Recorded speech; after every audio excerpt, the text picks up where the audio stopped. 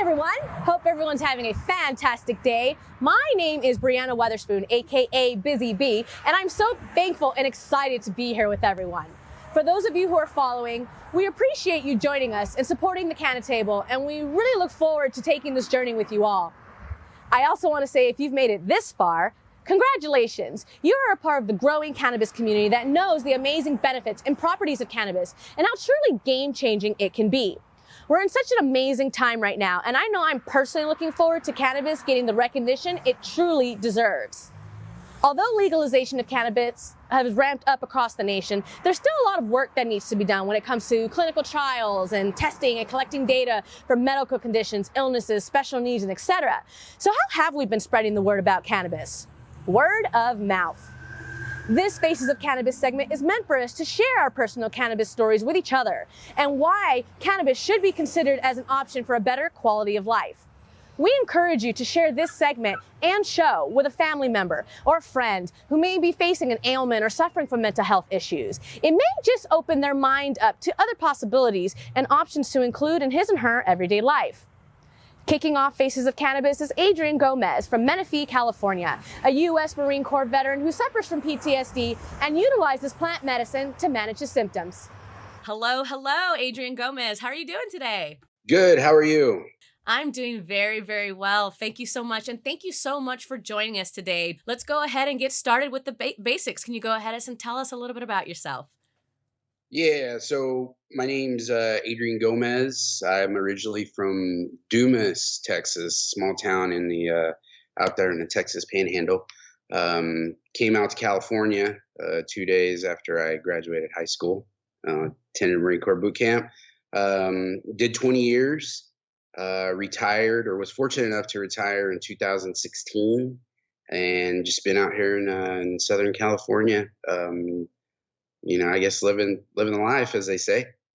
Living the California life. Okay, no, I definitely I understand that. So then being in California, the cannabis scene. Well, cannabis has been around for thousands of years, being used as plant medicine, as you may know, for someone who partakes in using cannabis as plant medicine. But I always love to start with asking people as to what their relationship is with cannabis. When did you first start hearing about cannabis, weed, the many names that marijuana has? When did you first cross paths with it? As a kid in high school, in college? Everybody's got a story. So please, if you feel like sharing a little tidbit with us, I appreciate that. So I guess really it's once I retired. I grew up and it wasn't that big, I guess, per se, or at least I wasn't around it, being that small hometown. But the first time I'd really, I guess, experienced it was going to be December of 2016. So about 5-6 months. I do want to go back a little bit, if it's okay, and wanted to hear a little bit more about your military, your time in the military. What was your rank? Being in the U.S. Marine Corps, how many tours did you serve? And tell a little bit more about that time in your life. I would like to hear a little bit more, if you can. Yeah, so I spent 20 years in the Marine Corps. I got out, retired 2016. Spent 20 years as a motor transportation operations chief. And what is that? So basically, we run resupplies. We'll run anything from fuel, water, food, troops. We'll move anything via flatbed, via tractor trailer. So we did a lot of convoys. I was in Iraq 2006. Went back in 2008, and then went to Afghanistan in 2010, and then again in 2012. So is that a total of 2 tours? Total of 4. So each one of those is, wow, so 4 yeah, tours. Each individual, ranging from a couple months all the way up to 10-month deployments. So, deployed. It was a vicious cycle. It was deploy, come home, rest, refit, maybe get a school in, some other training, and then you start doing a workup again. Do 6 to 8 more workup, and then you're out the door again for another 6-7 months. Wow. Okay. So running supplies back and forth, or anything, running it from point A to point B, that definitely sounds dangerous, or especially if you're in hostile territory. Um, any moments? I mean, I'm sure you can give a lot of examples, but if you say how many times in those types of settings were you in danger, or were you in danger all the time, just because of the nature of being in hostile territory and getting supplies from point A to point B? Were there moments of like piracy and stuff like that? Yeah, it was always, there was always a threat, day in and day out. It didn't matter where you went, and it was, on the roads, or you know, threats could come in the form of some of the people that you work with, and we've seen and heard those stories. But yeah, it was 24/7. It was nonstop. Um, a lot of what's the word I'm looking for? Vigilant. We always use the word be vigilant, which vigilant turns into hypervigilant, and it's yeah, it was a lot. It was a lot to deal with. When you change for certain situations, certain instances, but that doesn't necessarily happen the way that you want it to all the time. And along with that comes a lot of stress, a lot of things that aren't normal. Um, I guess I'd say to all of us back home, but stuff that over there that just becomes normal, but is just way out of left field. So it's definitely it was an adjustment coming back.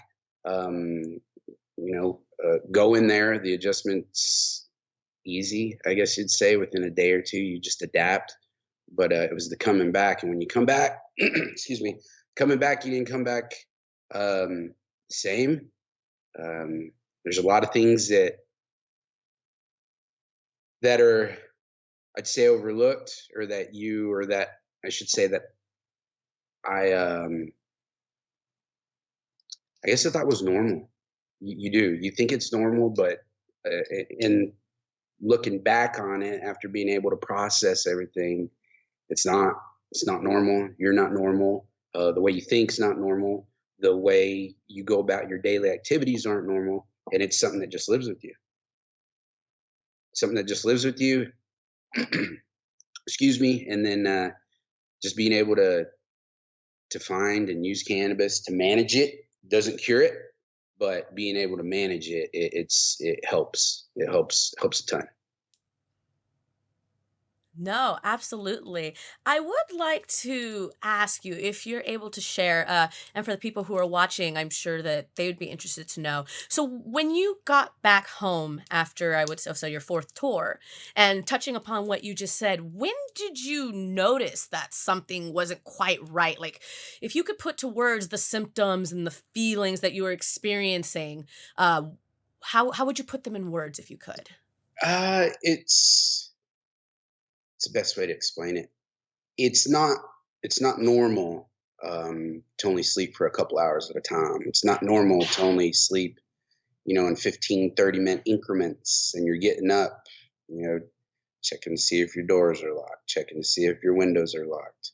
Um, just checking to make sure that the lights are on outside. And it's you couple that with a lot of at the time for myself, a lot of drinking.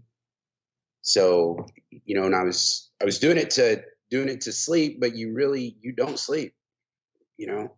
Um, so it's just you operate pretty much operate in the way that you'd operate if I was in country. I guess that's the easiest way to say it. Like, you don't, the first couple of times, probably until the third time, don't know how to balance it or turn it off per se. So, and it's an uneasy feeling, constantly fidgeting, moving around, can't sit still. I still do it to this day. Um, but it's just, I don't know. It's combination of being nauseous, I guess. There's a lot of being nauseous, um, and on the edge. That's the easiest way to explain it. Short fused, short fused as well. So it's, yeah. So it sounds like it's a combination of not only mental health, but also physical symptoms that Oh you yeah. were experiencing. Yeah, there's a lot of physical symptoms. More so, more so on the mental side, though. You know, it's the body will adapt. Body adapts. You know, if you don't have food for long, extended periods of times, maybe even water. But the mind, that was the tough part. You know, because there's no period. There wasn't any time where you can just kind of um, kick back and relax in certain areas. You know, every once in a blue moon, maybe, but no, it didn't count. It did the time that you needed to, I guess, get right or get straight. It was never enough. I hear that. During this time period, where was there someone who you were talking to about this? Was there somewhere you could go to share these feelings with? I didn't really. You talk to my buddies at work, you know, guys that you work with, and you're all just kind of dealing with the same thing. But I didn't. I don't ever remember reaching out to anybody. I don't ever remember reaching out to a brother, a cousin, my dad. You know, um, I'd play it off like I'm fine, like nothing's wrong with me. I'm okay. You know, I'm doing good, which in reality I wasn't. So I didn't really talk to anybody probably until after the last deployment, which by that point I don't want to say it was too late, but there was so much that I was already done, already been through, and already dealt with. A lot of issues that I'd caused with the family. Um, but looking back on it, something that I wish I had done.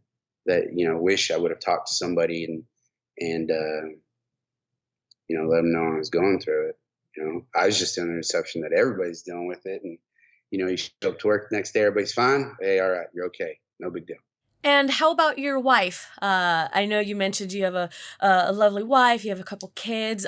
During this time period, were there moments where you feel like you could confide in her, or was it one of those things where you didn't feel like she would understand what you were experiencing? So again, you also kept it to yourself. Yeah, I didn't. It pretty much took um, her telling me that if I didn't go get help, that she was leaving. It got to that point. So I was again, I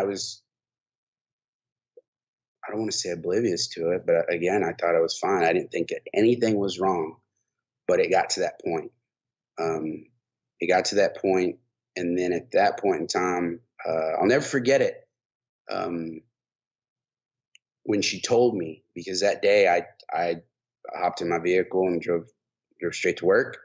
Um, Walked into medical and just let them know that I needed help, and then you know, 2012, December 2012 is when I um, started therapy, started getting help that I should have reached out, should have gotten um, long time ago at that time, pretty much. So just to clarify, so 2012 is when you were officially diagnosed with PTSD? No, I didn't. I didn't get the diagnosis until 2016 after I retired. They didn't give me. Um, they didn't put it in black and white. We did a lot. I did a lot of, you know, a lot of sessions, a lot of therapy sessions. Um, but towards the end is probably about the time when they started or they decided, okay, because I asked, I was just like, hey, look, I've been getting help for the past 2 3 years, and nobody's told me, hey, you have this or no, you have that.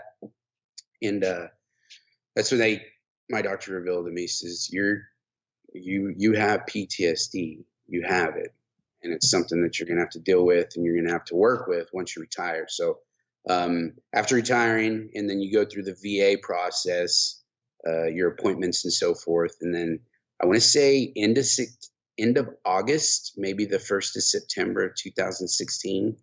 That was when I was, I guess, if you want to say, officially diagnosed with PTSD. Wow.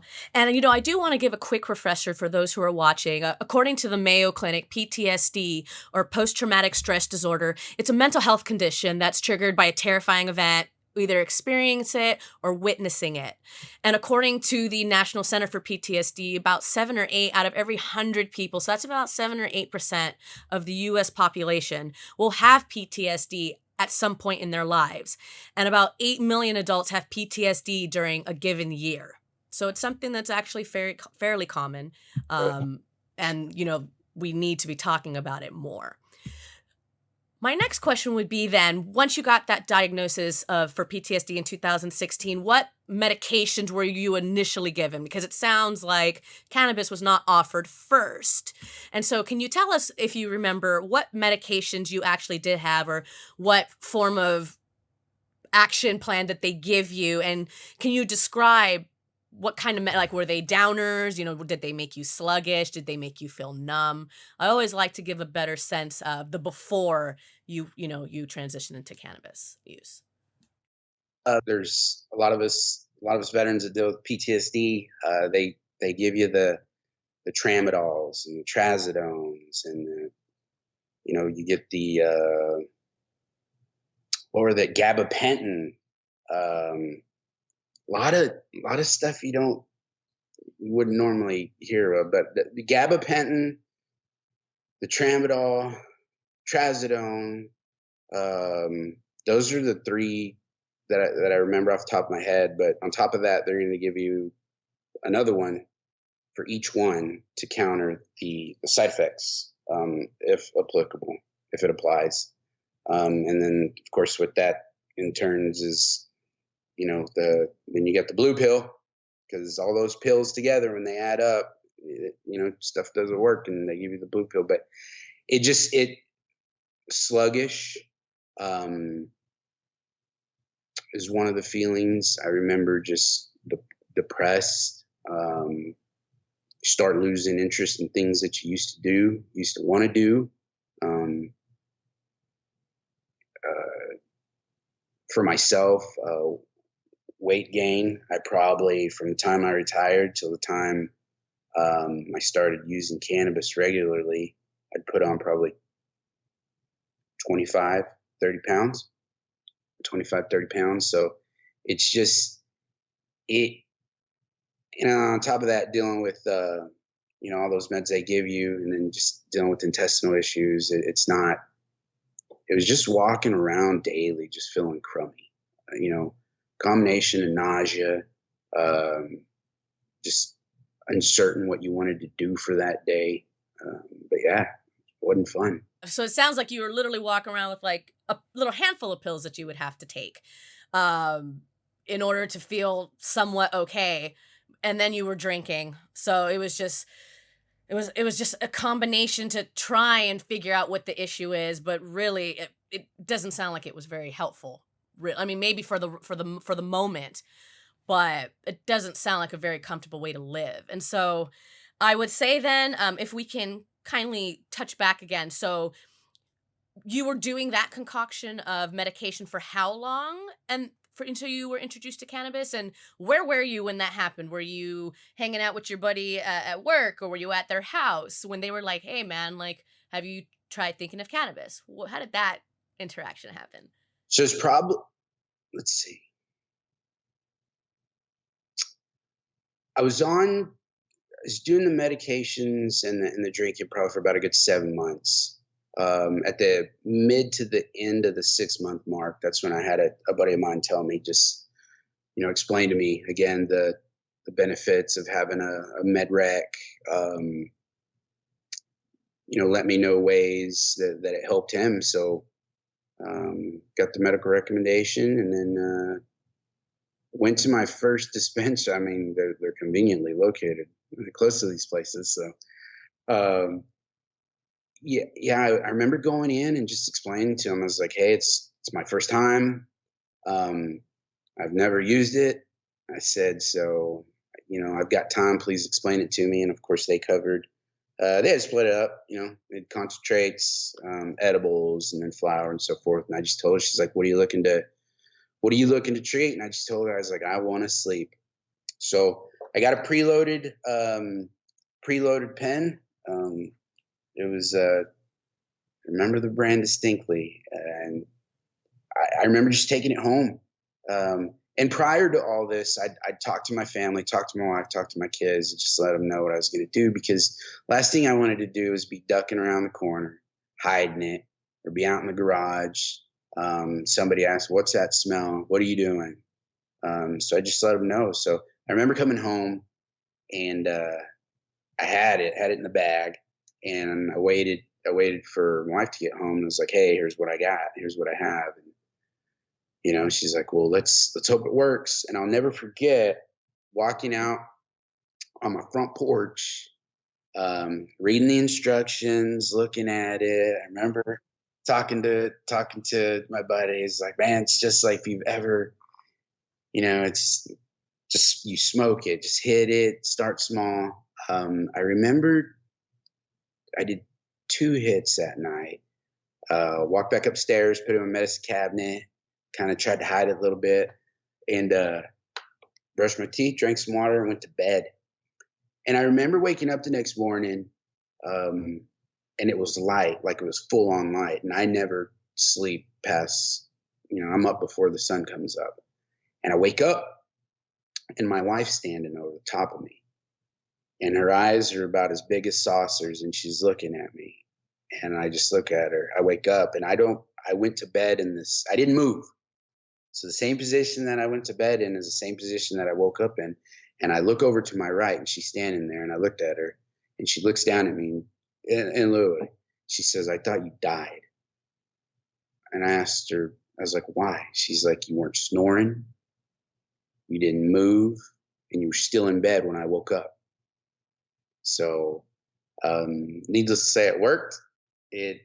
We just, and it was a learning experience for us at that point. But yeah, I guess that was the introduction, if you will. And then from that point forward, it was a learning process. I'm happy that you mentioned that because, as part of the journey of using cannabis, as you may know, it is a little bit of trial and error to figure out, what dosing is going to be right for you, for your condition, for whatever condition that you're battling, for lack of better words. So would you say that right now, since you've had some time of trial and error, that you found a good combination of cannabis methods of delivery? And can you kind of talk us through what your day-to-day regimen looks like in regards to consuming your plant medicine?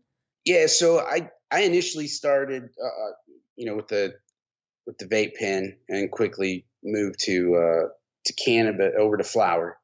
And I stayed with flower. Used an app, several apps, just to figure out what strain was going to work best for me. What strain is going to treat or help me treat the things that I need to treat so that I can function on a daily basis. So, it was flower. Then it went into concentrates, and then quickly learn, microdosing with edibles throughout the day is good. And then also implementing tinctures, RSO. For myself, I mean, I use the word day on, stay on, from the moment I wake up, I start out with the tincture, get things going in the morning, and then quickly to flower. And it's flower throughout the day, and it starts with a hybrid sativa. And then just throughout the day, it graduates more so towards the indica side, so that once it's time to go to bed, you can hit that memes. Yeah, I hear you. heavy OGs, maybe a little bit of an edible as well to help sleep. But that's my routine. I don't, of course, the vape pens are always convenient. They're discreet. You can, use them where you need to, and there's not too much smell. But from the time I started till now, I think I touch pretty much every form that there is throughout the day, just to help manage my ailments, if you will. Of course, of course. Are there any particular brands that you'd like to say that you stick or you're using right now that seem to be working well for you? In the morning, that tincture I start out with, I use Papa and Barkley's tincture. Barclays. Mm-hmm. For vapes, it's the Cocoon. The Alaska, I really like that one, as well as the um, Helmand Valley guys. They've got a vape out as well that I use throughout the day. Flower, it's just from my local spot, Medcare Farms. Their spot out here this way, probably about 15 minutes from where I live. So they've got really good product as well. Oh, that's awesome. It's good to hear that you found the combination of the different delivery methods to implement it into your everyday life. And you don't always just have to smoke. You don't always have to eat it. There's different ways. And, it's just part of the natural process of finding what's going to work best for you. My next question would be then, before you were discussing with us, when you were taking all the tramadols and all the medications ending in the alls, and you described the symptoms of just sluggishness and just, just kind of, I don't want to say numbing, but it's just, it helped with the symptoms, but how was your quality of life? So now that you've transitioned to cannabis, are you exclusively using cannabis, or did you have to wean yourself off of those? Or are you using a combination of both? And if you're only using cannabis, can you kind of talk about your quality of life now? If you're using that, are you still feeling those symptoms of sluggishness, depression, or is it actually the opposite now? So the majority of the time I'll use cannabis. I didn't completely. There's some meds that I got away from, but there's others that I'll still take as needed. I don't completely get off of them, but there are some that I still as needed, and that balance has helped. It's helped out a lot. Helped out, just the biggest thing is getting through the day, managing through the day. That's the big thing. So I've been able to find that balance. It's being a young guy. It's you start paying attention to your vitals, your levels, and all that good stuff when you go to the doctor for checkups or blood draws, stuff like that. And that's something that I'll pay attention to. If something doesn't register after labs or whatever the case may be, I'll start looking into. But yeah, it's a combination of the cannabis and then a little bit of meds. But at the same time, as far as I've had to change my lifestyle, my diet, just what I'm putting into my body and so forth. So, and that's helped. It's helped out a lot. And it really started, when I was looking at strains of cannabis. What's in this? What makes me, why does it make me feel this way? Or why does it do this? Or what compounds are in there that are, cause the benefits or whatever the case may be. And, transitioning that or applying that, I should say, to the way you eat and the way you live, it's helped out a lot. So, I mean, they're all related to each other, and it kind of sounds like it was a trickle down. Like once you made that you started making that transition to using more cannabis to manage your symptoms, it all kind of followed suit. Then you look great. So would you say you're not really drinking as much anymore, or if all at all? I would say I would like to think. Um, you're eating better, I would say. So it was really it was a positive thing, pretty much across the board. It sounds like. Yeah, it was, it was a trickle effect. I started paying more close attention to certain things, and by doing that, I started feeling better. You feel better. Probably, if I had to use a scale on a scale of 1 to 10, at the highest point, I was probably at probably say 8, maybe 9, as far as my alcohol intake, along with the meds, and then it went from an 8, 9 probably to about a 2 or 3. I mean, yeah, I have 1 or 2 on a Taco Tuesday, so it's just leave room in there, but it's manageable. It's something that if I wanted to, I can have that 1 or 2, or maybe even 3 or 4, for whatever special occasion, families in town or whatever the case may be. But I can stop. I can stop and I'm fine. Prior, there was no stop. It was, stop when you run out, basically, or stop till you fall asleep. So definitely gotten better on that aspect for sure. No, that's really, really great to hear, when people get to experience that kind of recovery, um, peace of mind. It's fantastic, isn't it? Yeah. I guess then, and I'm so thankful for you being as candid as you have been. I'm confident that whoever's watching us today will walk away with a little tidbit of knowledge. And, we're encouraging people to be able to share this program and spread the news. Conversations like this are important and very well change someone's thinking and their quality of life if they want to pursue cannabis as a possible option. So I would like to close and say, for those of us who are watching who may be on the fence about cannabis use, because remember, we're having to undo like years of propaganda and just the demonization of this as being a drug, when really it's quite the opposite of, not being, it needs to not be Schedule 1. Let's just say that. But what would you say to those people who, about cannabis and why it seriously needs to be considered for PTSD management? Because it works, it works. It's not a synthetic. There's a lot of products that are out there that are organic. It's something that I look towards. Even toward when you're looking at flower, but it's natural. It works, and there's probably thousands of us, across the U.S. that can attest to it.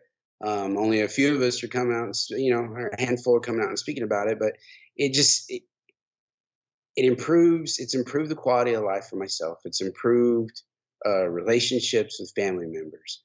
It's improved my mental health. And all of us veterans, because that's my network. That's who I hang out around and deal with. We've all found the benefits of it. We've all seen the changes that we've been able to make in our life, quality of life, and how it's allowed us to just be better people.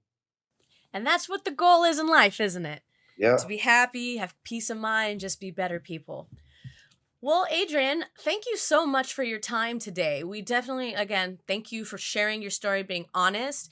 If anyone wanted to get a hold of you and talk a little bit more about your experience, is there a best way to get in touch with you, or what is your Instagram? Perhaps if they want to connect with you there. Yeah, the easiest way is probably be Instagram. You can find me on Instagram at Red Texas Dirt 1. Texas and the dirt are abbreviated, Red Texas Dirt 1. But yeah, hit me up. It's, I get veterans, I get, family members and so forth asking me, hey, what are the steps? What's the process? How'd you get into it? Or how can I get into it? Or what are some, I get this friend who makes this, whatever the case may be, I'm always available on there. And we definitely appreciate that. And I'm definitely a believer if we have more opportunities to talk like this and to connect with each other.